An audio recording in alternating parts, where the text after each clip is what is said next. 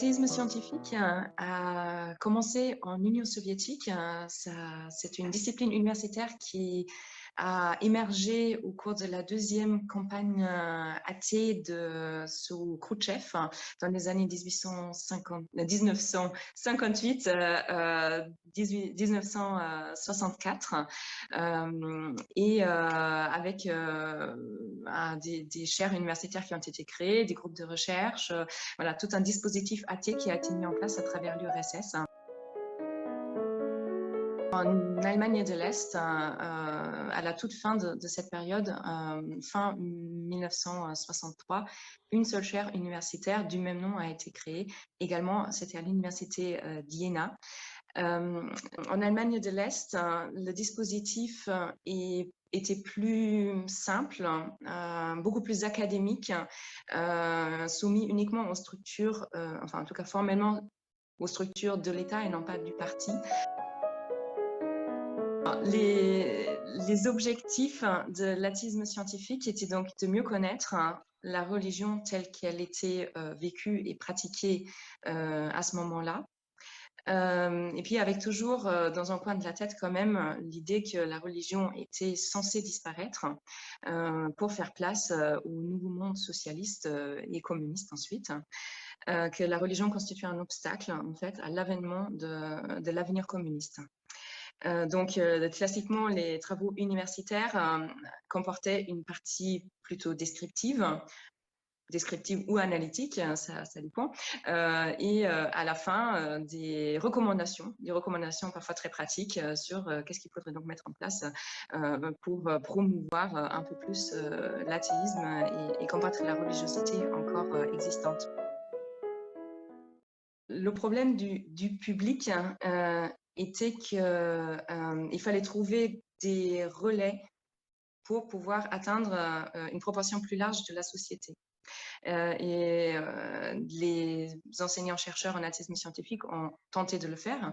D'ailleurs, l'idéal de l'enseignant-chercheur ou de l'universitaire en RDA était d'être en même temps conférencier, en même temps engagé dans la divulgation, dans le monde politique aussi, d'être expert auprès des politiques, etc. Mais finalement, il n'y avait pas les relais qu'il y avait dans d'autres pays. Il n'y avait pas d'association des libres penseurs jusqu'à la toute fin du régime. Ils n'avaient pas accès aux écoles, par exemple. L'enseignement primaire, l'enseignement secondaire. Il n'y avait pas de pensée globale, en fait. Donc, l'athéisme scientifique est à voir comme une composante de ce qui a été mis en place en Allemagne de l'Est dans le domaine du combat contre la religion. Mais finalement, ils étaient assez isolés dans leur coin, faut-il dire. Malgré quelques articles, malgré un engagement par-ci et là, mais ça n'atteignait pas un public très large. En termes de contenu, concrètement, en Allemagne de l'Est, l'athéisme scientifique a commencé par exploiter une opposition souvent très caricaturée entre sciences de la nature et religion, avec parfois une méconnaissance faut-il dire, des développements dans ce domaine-là, sur ce sujet-là, quand même au XXe siècle. On n'était plus tout à fait sur les mêmes oppositions, les mêmes guerres que dans la deuxième moitié du XIXe. Alors, ce terrain-là a été abandonné progressivement au cours des années 1960 pour laisser place notamment à une sociologie qui se voulait sociologie de l'athéisme et de la religion et qui en réalité s'est transformée très largement en sociologie religieuse pour voir combien il y avait de croyants de telle ou telle religion, combien d'athées, combien d'indifférents, d'agnostiques, etc. Comment les chiffres évoluaient, comment ils allaient probablement évoluer à l'avenir.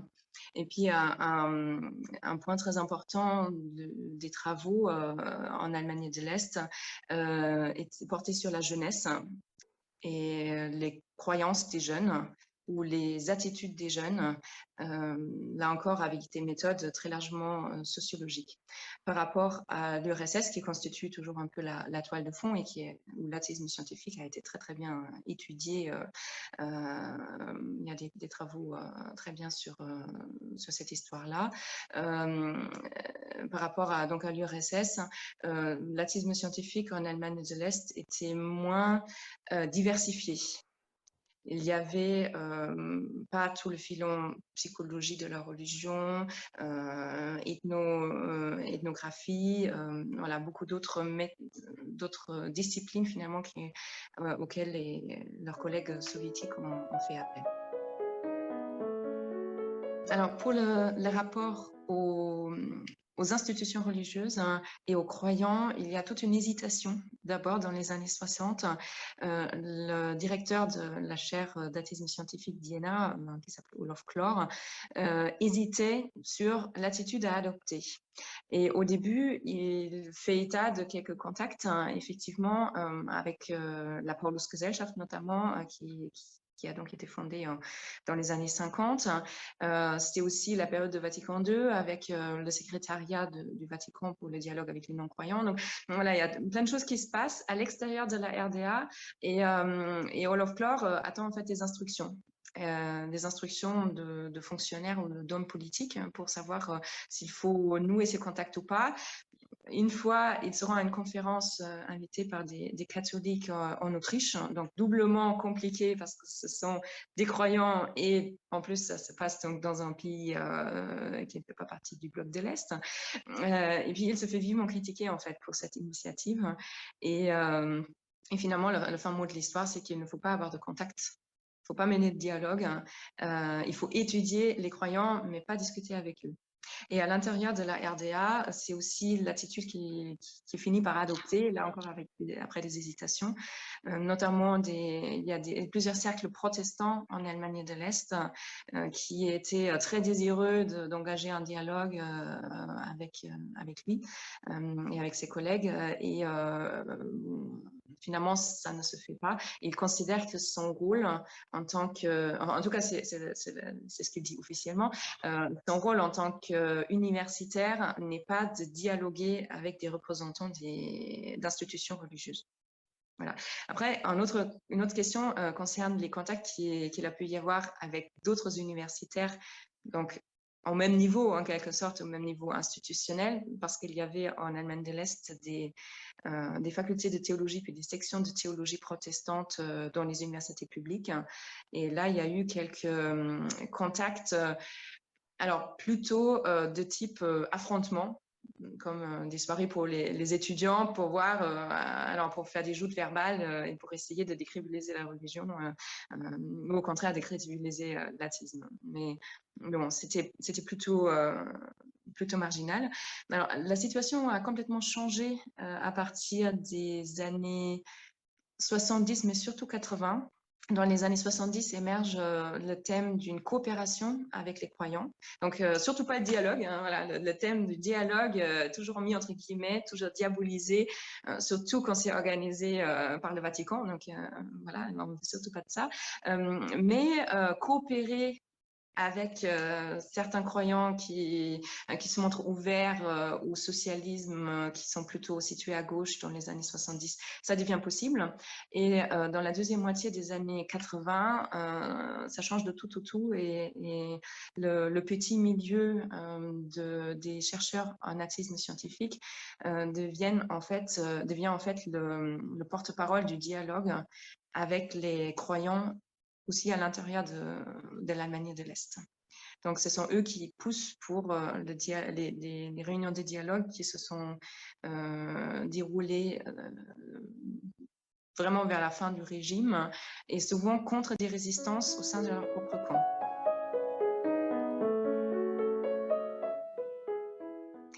Quant aux sciences religieuses, alors en Allemagne de l'Est, il existait des départements, enfin au sein des départements de théologie, des chercheurs qui travaillaient également dans ce qui peut s'apparenter un peu à la sociologie religieuse, ou qui se voyaient un peu qui tirent un peu du côté des sciences religieuses, mais à partir d'une base voilà, théologienne et croyante. Et là, il n'y a eu aucune convergence. Voilà, pour les raisons que j'ai évoquées, de surtout pas avoir de contact avec les croyants. À l'extérieur donc les sciences religieuses, c'est donc à l'extérieur de la RDA, et notamment dans les pays non communistes. Et là, les enjeux des contacts académiques avec tes collègues de France ou d'Allemagne de l'Ouest ou d'Angleterre prime en réalité sur les enjeux académiques.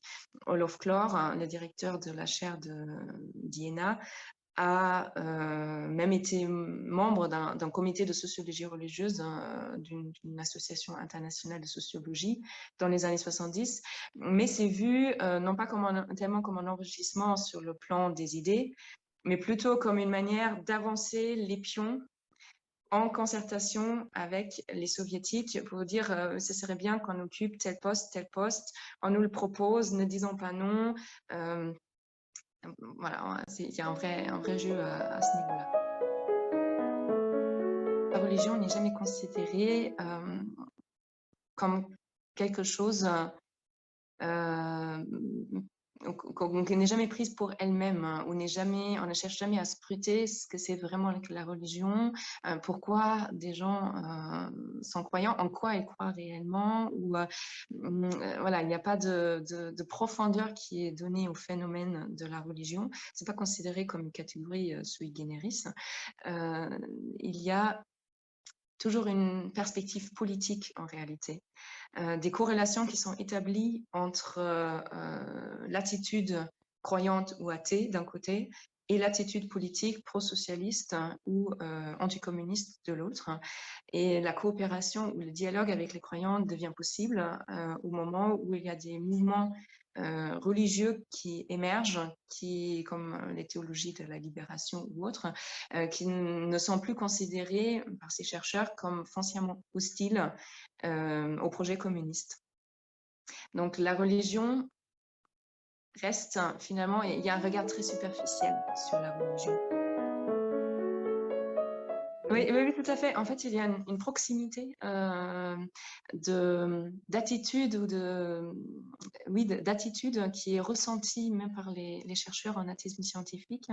D'abord, comme une opposition sur le même terrain, soit on est convaincu de la science, soit on croit en des données non scientifiques. Donc là, il y a une opposition frontale, mais la religion et l'athéisme sont sur le même plan.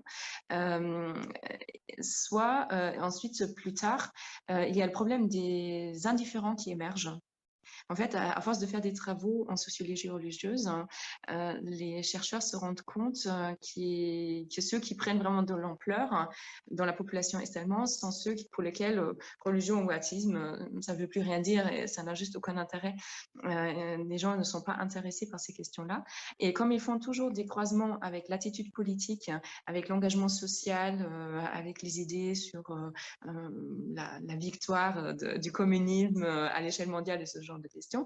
Mais en fait, leurs conclusions sont que les indifférents sont de moins bons alliés pour mettre en place le communisme en Allemagne de l'Est que les croyants. Parce que les croyants, ils sont, alors c'est tout aussi caricatural, ils sont réputés plus sociables, plus fiables, au moins ils croient en quelque chose. Hein. Donc effectivement, il y a une sorte de, alors je dirais pas de convergence, mais de parenté d'esprit qui est ressentie, même si ce n'est jamais formulé comme cela.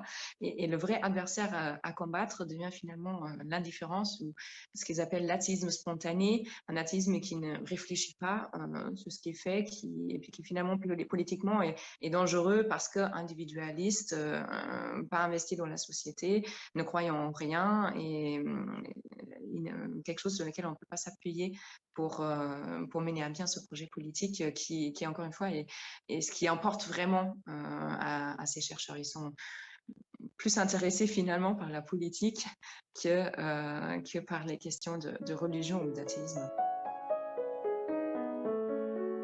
En Allemagne de l'Est, il y a eu une dégringolade, si on peut dire, de la présence, de la puissance numérique des églises protestantes surtout et catholiques aussi, de plus de 90% au sortir de la Deuxième Guerre mondiale à une vingtaine de pourcents au début des années 90.